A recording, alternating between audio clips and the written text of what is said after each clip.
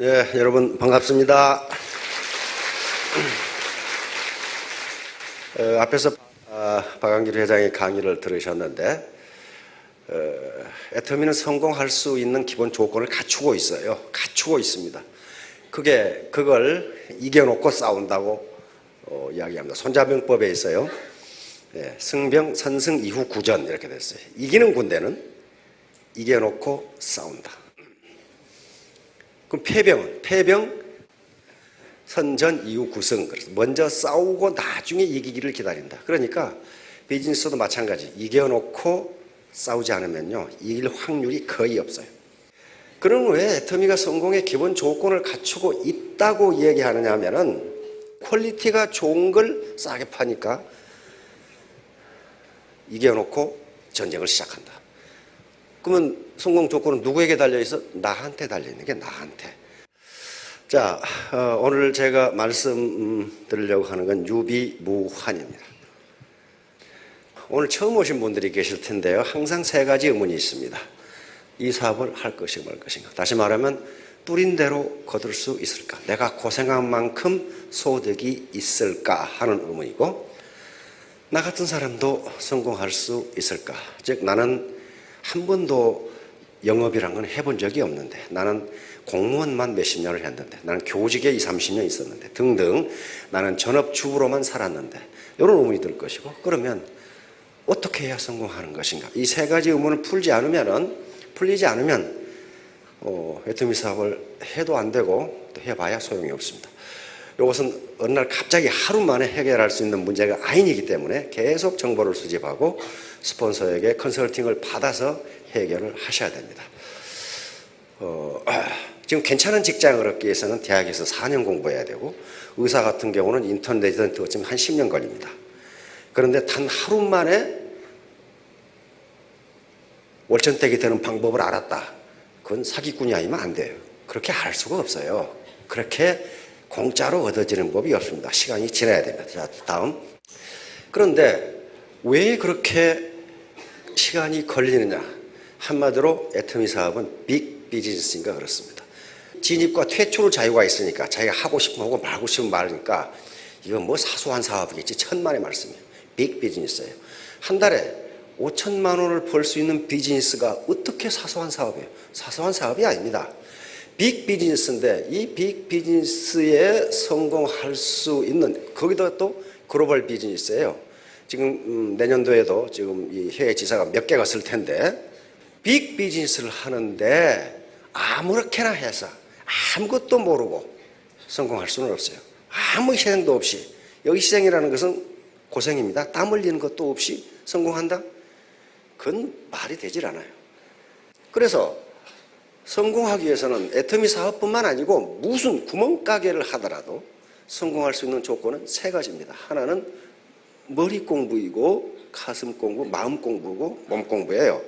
머리로는 이건 냉철한 이성, 쿨헤드라고 그래요. 냉철한 이성, 합리적인 판단, 올바른 의사결정, 이게 있어야 되고, 따뜻한 마음, warm heart가 있어야 돼요. warm heart.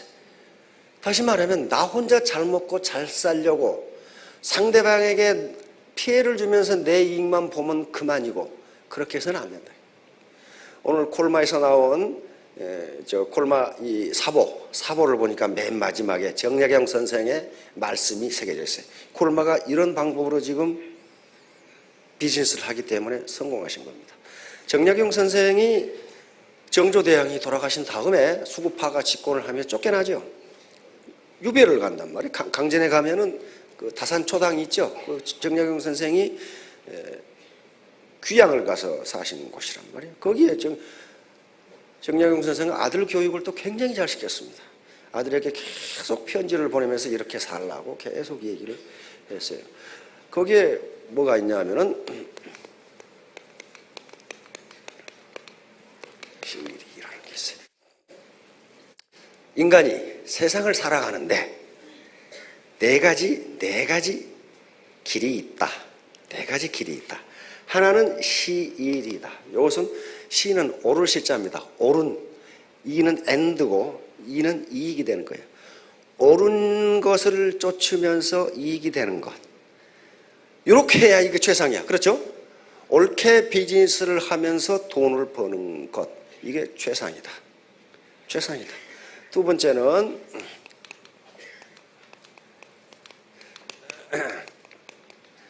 옳은 일을 하는데 손해를 본다. 이럴 수도 있죠. 옳은 일을 하는데 손해도 본다. 지금 통상 우리 국민들이 이런 생각을 하고 있어요. 법대로 하면 손해본다. 그렇지가 않아요. 법대로 하면 이익 봅니다. 세 번째가 올바른 비는 wrong입니다. 올바르지 않은 일을 해서 이익을 얻을 수 있어요. 근데 이놈의 이익이 오래 가지를 못해. 오래 가지를 못한다고요. 망해. 나중에 망해.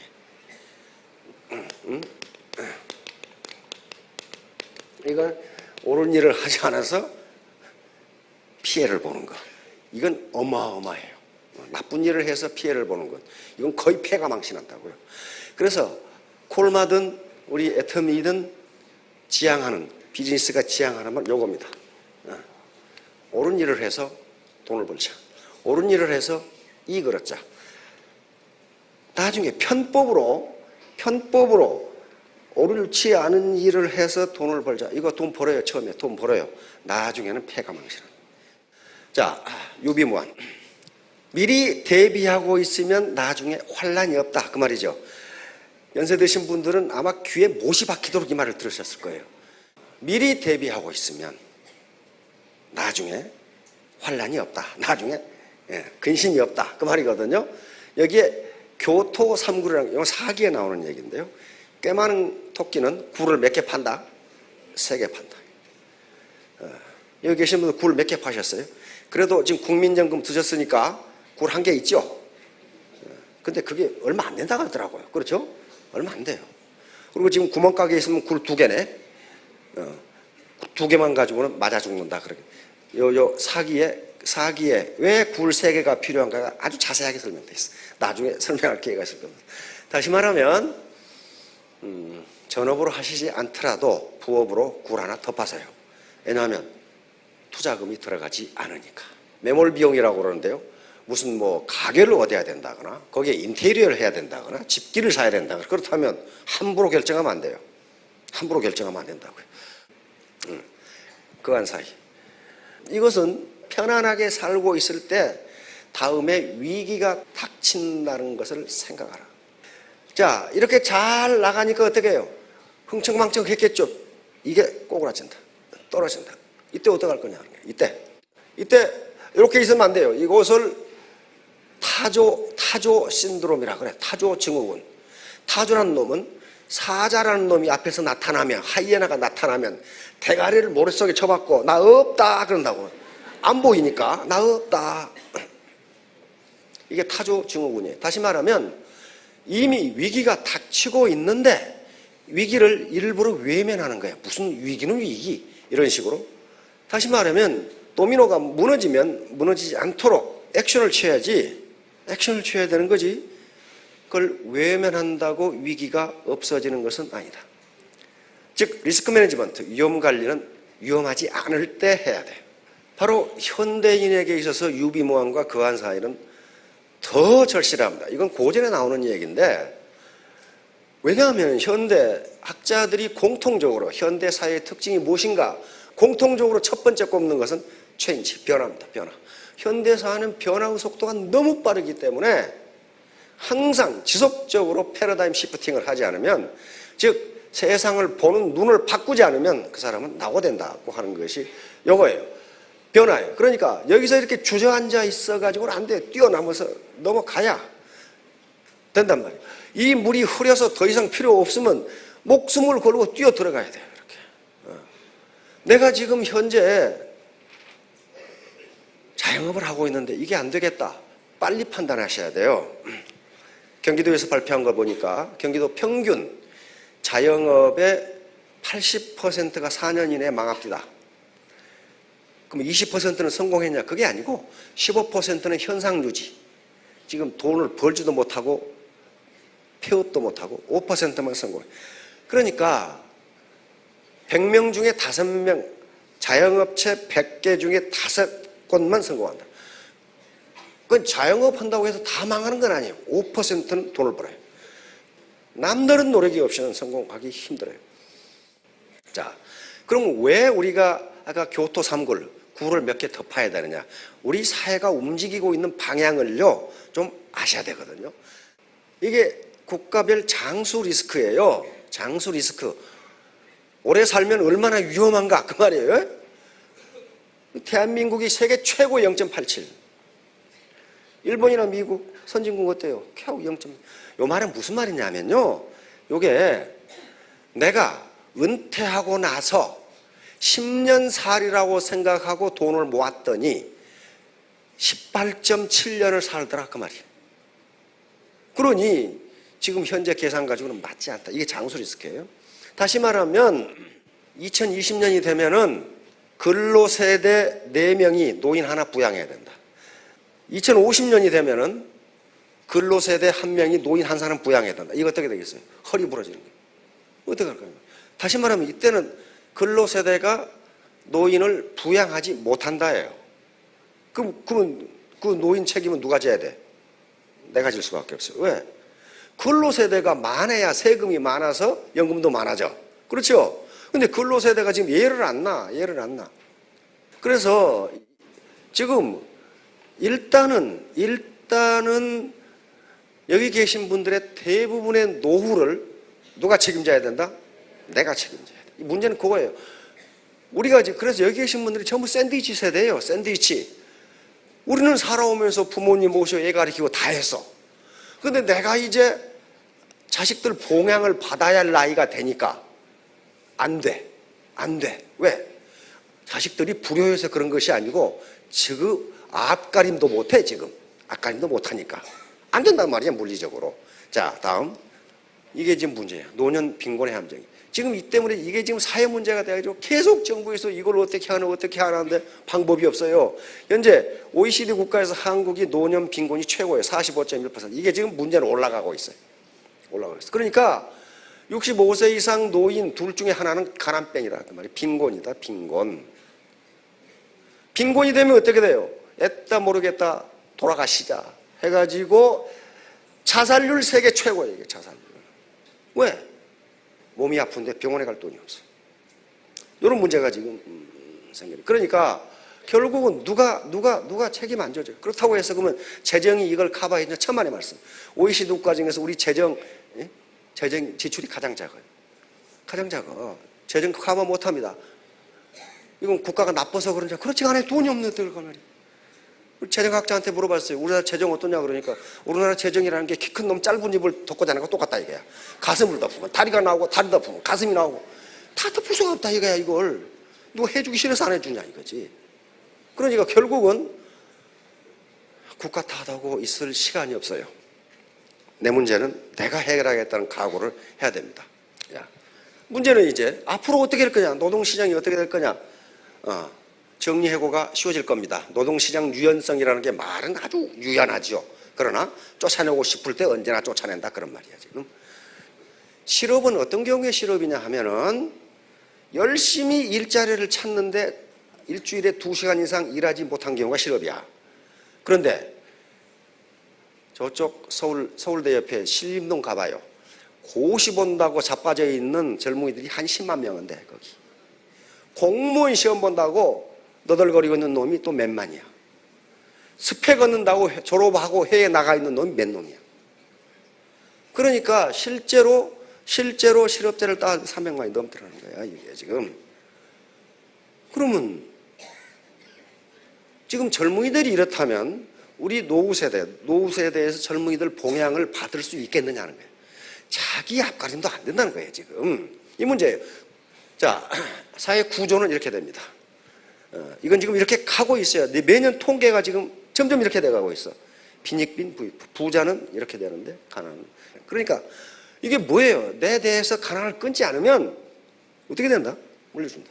자, 그런데 더욱 지금 문제가 되는 것은 요거예요. 빈곤 탈출률이에요. 우리 보건사회연구원에서 계속 이걸 지금 추적해서 발표를 해요. 다시 말하면 2006년까지는 가난하게 태어난 사람 중에 평생에 빈곤을 탈출한 사람이 31.1%였다. 다시 말하면 가난하게 태어나서 가난한 10명 중에 7명은 평생 가난뱅이로 살고 그중에 3명이 가난해서 벗어나더라는 거예요. 근데 어때요? 2012년에 어떻게 됐어요? 올라갔어요? 떨어졌어요? 떨어졌어요. 점점 가난해서 탈출하기가 힘들다는 거예요. 이게 지금 사회 구조가 이렇게 돼가고 있어요. 이렇게 돼가고 있다고. 이걸 누구 탓할 수 없어요. 제가 여기서 강의하는 것은 옳다 그러다가 아닙니다. 같이 중립적인 거예요. 가치 판단이 개입된 게 아니고 현상이 이렇다는 거지. 이렇게 하니까 나쁘다 그게 아니에요. 규범적인 것이 아니고 실증적인 거란 말이에요. 자, 다음. 그러면 이제 가난해서 탈피하려면 어떻게 해야 되느냐 하는 거예요. 아무리 큰 회사, 아무리 좋은 회사라도 그 회사의 시스템의 일부가 되고 자기 시스템이 없으면 가난해서 벗어나기 힘들어요. 자기가 일을 하지 않으면 페이가 안 생겨요.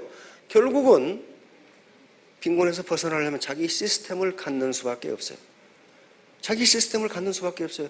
애터미 사업, 다단계 사업이라는 게 기존의 시스템에 들어와서 자기 시스템을 만드는 거예요. 그리고 그 시스템이 자기에게 봉사를 해줘요. 자, 임무원료. 이것은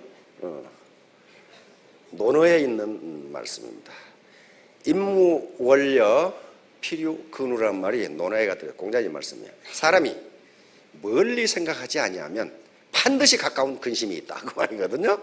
예, 멀리. 야, 내가 지금 30대인데 노후에 그러면 그때 가면 반드시 근심이 있다. 이것은 근심이 있을 수도 있고 없을 수도 있고 없고가 아니에요. 필요 근우라고 해서 반드시 있다. 이 말씀을 우리 안중근 선생이 받아가지고 이렇게 쓰시고 자기 말씀을 또 하나 하기다 적었어요. 임무원료 난성대업. 사람이 멀리 생각하지 않으면 대업을 이루기가 어렵다. 그래서 이 두 개는 안중근 선생 글씨죠. 이건 지금 보물로 지정이 되어 있습니다. 안중근 선생이 쓰신 거, 이것은 감옥에서 일본 사람이 써준 거예요. 친구한테. 지금 국가 보물로 지정이 되어 있죠. 자, 그러면 여기서 우리 서민에게 있어서의 임무원료 난성대업이니까 사람이 멀리 생각하지 않으면 대업을 이룰 수. 대업이 뭔가? 이거 뭐 내가 무슨 큰 표수를 한다는 얘기인가? 그런 게 아니에요. 우리 보통 사람 서민에게 있어서의 대업은요, 먹고 사는 거예요. 가장으로서 가족을 먹여 살리는 게 그게 대업이 아니고 뭐냐고요. 그렇죠? 가장으로서 공부하고 싶다는 자녀 공부시키는 게 대업이에요. 그렇죠? 대업이에요. 그게 사소한 일이거나 무슨 아무렇게나 해도 될 일이 아니란 말이에요. 그러니까 멀리 생각하지 아니하면 가족 먹여 살리기 힘들다 그런 말이에요. 힘들다. 자, 이제 여기에 삼불망이라는 것이 나옵니다. 이건 주역에 나오는 얘기인데요. 세 가지를 잊지 말라. 먼저 안불망이에요. 내가 지금 편안하게 살고 있을지라도 위험에 처한다는 것을 잊지 말라. 그러면서 뭐라고 그랬냐면은 자기가 위험에 처한다고 생각하고 대비하면 그 사람은 안전하다. 내 젊음이 계속 갈 것 같고 내 직장이 계속 갈 것 같지만 언젠가는 위험해질 수 있다. 그걸 잊지 말라. 이게 사서삼경의 최고봉인 주역에 나오는 이야기입니다. 이때 이처럼 위험을 피하지 말라는 거예요. 타조증후군 이제 대가리 쳐박고 나 없다 이래가지고는 안 된다는 거예요. 두 번째는 존불망망이에요. 내가 지금 생존하고 있지만은 우리 가정이 생존하고 있지만은 망할 수 있다는 걸 잊지 말라. 그런데 그 뒤에 뭐라고 그랬느냐? 망하는 것에 대비하면 생존을 보존할 수 있다. 내가 현재 건강하게 있을 때 이게 안전한 거예요. 내가 망할 수도 있다는 걸 잊지 말라. 세 번째, 치불망란. 현재 다스려지고 있지만은 어지럽게 될 수 있다는 걸 잊지 말라. 항상 조직은 엔탈피 증가의 법칙에 따라서 항상 혼란하게 돼 있어요. 항상 혼란을 향해서 갑니다. 바로 이것에 대비하면 다스려진다. 자, 다음. 3재앙이 있다. 이 재앙은 애터미 사업자라고 예가 아닙니다. 이 재앙을 반드시 피해야 돼요. 덕은 적은데 지위가 높다. 그런 말이에요. 덕은 적은데 지위가 높다. 그러면 반드시 재앙이 있다 그랬어요. 이건 재앙이 있을 수 있고 없을 수 있고 반드시 재앙이 있다. 주역 개사 하전에 나옵니다. 두 두 번째 재앙을 당해 지소 못해요. 아는 것은 별로 없는데 꿈이 커. 도모하는 일이 커. 요 놈이 악어가 요걸 먹겠어요? 큰 놈을 먹겠어요 지금? 응? 이걸 악어가 먹겠어요? 그러니까 요 친구는 악어가 무엇인가에 대해서 알지도 못하는 거야. 반드시 재앙이 있어요. 다음. 네, 역소임중. 능력은 힘은 적은데 너무 무거운 걸 들고 있어. 너 책임이 너무 무거워. 요 놈이 어떻게 되겠어 이거? 응? 당나귀 이만큼한데 짐을 이렇게 실으면 어떻게 되냐고 이게. 당나귀가 가겠어요? 안 가요. 요 차에다가 짐을 이렇게 실으면 이 차가 무너지지 그냥 가겠냐고요 이게. 이게 역소임중이에요. 힘이 딸리는데 너무 무거운 책임. 그런데 요 세 개는요, 요 세 개는 한꺼번에 일어납니다. 한꺼번에. 덕도 없는 사람이 너무 높은 자리에 있고, 높은 자리에 있다 보니까 자기가 뭘 많이 아는 줄 알고 도모하는 일이 크고, 거기다가 책임이 막중하니까 세 개가 한꺼번에 닥치면서 재앙이 그대로 와버려요. 그러면 이 애터미 사업자가 없느냐? 그렇지 않아요. 정말 3년 죽기 살기로 하면 스타마스터가 돼요. 스타마스터가 되면 밑에 거느리는 파트너가 수만 명이에요. 그래서 평소에 낮은 자리에 있을 때 열심히 배우고 뭐 세 가지 공부, 머리, 가슴, 몸으로 뛰어야 되니까. 자, 다음. 우리가 가계 지출을 하는데 정부가 가계에 얼마나 지원해 주느냐, 얼마나 혜택을 주느냐를 따지기 위해서 시장임금, 사회임금이라는 개념을 도입해서 나타냅니다. 시장임금은 우리가 시장에서 버는 돈이에요. 가게를 해서 벌든 공문을 해서 벌든 장사를 해서 벌든 하여간 내가 버는 거예요. 내가 또 은행에 돈을 넣어서 이자를 받고 전부 시장임금이에요. 사회임금은 뭐냐면요, 정부가 지원해 주는 거예요. 정부가 예를 들면 노년연금이라든지 또는 이 지하철 공차 승선이라든지 여러 가지 정부가 혜택을 준 것을 화폐로 환산하는 것을 사회임금이라고 그래요. 자, 그러니까 가계를 떠받치고 있는 기둥이 두 개예요. 시장임금과 사회임금. 시장임금은 내가 버는 것이고 사회임금은 국가가 지원해 주는 거란 말이에요. 자, 이게 각국의 시장임금과 사회임금의 비중입니다. 우리나라는 여기 있어요. 다시 말하면 OECD 국가 중 꼴찌에서 두 번째라 그런 말이에요. 다시 말하면 내가 지금 한 달을 사는데 100만 원이 필요한데 국가가 지원해 주는 것은 12만 9천 원이니까 나머지 87만 1천 원 네가 벌어라 그런 말이에요 지금. 나머지 국가는 어떻게 돼요? 스웨덴 같은 국가는, 저 북구 국가 같은 거는요, 100만 원 필요하면 51만 원은 국가가 대줘요. 그러니까 최소한도 생활비, 생존할 수 있는 비율을 항상 국가가 대주니까 자기가 하고 싶은 자아실현을 하며 살 수 있어요. 그런데 우리는 그렇게 되지를 않아요. 100만 원이 한 달에 들어간다면 12만 9천 원은 국가가 지원해주고 나머지 87만 1천 원은 네가 벌어라. 국가는 못 해주겠다는 요거예요. 그러니까 요걸 보면은 우리가 좀 꼴찌인데 국가가 해주기 싫어서 안 하는 게 아니고 그러려면 세금 더 걷어야 돼요. 그러니 세금 더 걷을 때까지 기다리려면 늙어 죽게 생겼고 내가 해결하는 수밖에 없단 말이에요. 이렇게 되니까 사회임금이 낮으니까, 다시 말하면 국가가 지원해주는 비율이 낮으니까 현재 우리나라 노동시간이 이렇게 긴 건 우리 국민이 노동을 사랑해서가 아니고 이렇게 안 하면 죽으니까 그래요. 노후 자금까지 지금 마련해야 되거든. 그러니까 그래요. 바로 노사병 분규가 많은 것도 이것 때문에 그래요. 회사에 쫓겨나면 곧 죽음이에요. 왜? 사회임금이 없잖아요. 국가가 지원자는 없어요. 거의 없어. 그러니까 거기 붙어 있어야 돼. 그래서 여러 가지 문제가 발생합니다. 다음. 우리나라 실질 얼마 전에 발표했죠. 우리나라 실질 은퇴 연령 71.1세. 71.1세까지 노동시장에서 일하지 않으면 살 수 없다. 이렇게 된 거예요. 왜? 사회임금이 적으니까. 국가에 지원하는 게 없으니까. 그러면 지금부터 임무 원료라고 그랬죠. 난성대요. 지금부터 멀리 생각하지 않으면 이 시기가 닥치는 거 앞으로 더 심각해질 거예요. 자, 다음. 결론입니다. 수주대토. 수주대토는 한비자에 나온 책인데 농부가 밭갈이를 하고 있는데 토끼가 달려와서 밭 가운데 나무턱에다 대가리를 받고 죽었어. 그러니까 농부가 밭갈이를 때려치우고 나무 옆에서 또 와서 부딪히라고 기다리고 있는 거예요 지금.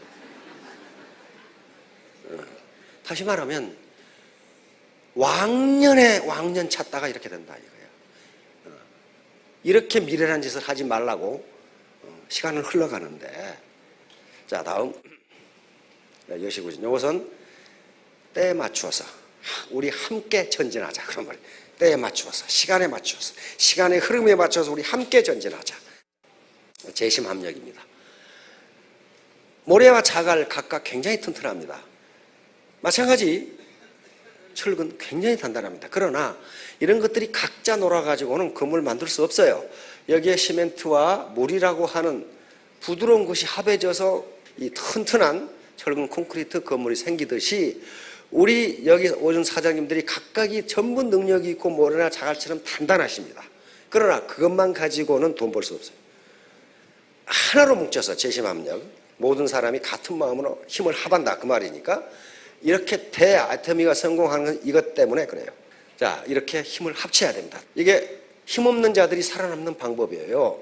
작은 물고기들이 살아남기 위해서 큰 놈이 공격하려고 그러면 한 대 뭉쳐가지고 덩치가 크게 보여서 공격하지 못하도록 하는 방법입니다. 우리가 사는 방법은 내가 똑똑하다고 고개 쳐들고 있으면 죽어요. 이거 흰개미 집이죠. 흰개미 하나는 이런 능력이 없는데 흰개미 100만 마리가 모이면 이 능력이 나온답니다. 그러니까 이걸 초유기체, 이걸 집단지성이라고 불러요. 자, 결론입니다. 바로 여기 계시는 분들의 능력이 아무리 크더라도 능력은 1%밖에 되지 않습니다. 나머지는 재심합력이에요. 내 태도의 태도, 마음가짐. 요것이 되면은 이게 신사숙녀가 됩니다. 신사숙녀가 된다는 것은 능력과 인품이 있다는 걸 의미하고, 그렇게 되면 매력적인 사람이 돼요. 여기 보시니까 정말 매력적인 분들인데, 매력적인 분들은 반드시 성공합니다. 자, 3년 후, 4년 후, 5년 후에 모두 스타마스터, 로얄마스터가 되시기 바랍니다. 예, 감사합니다.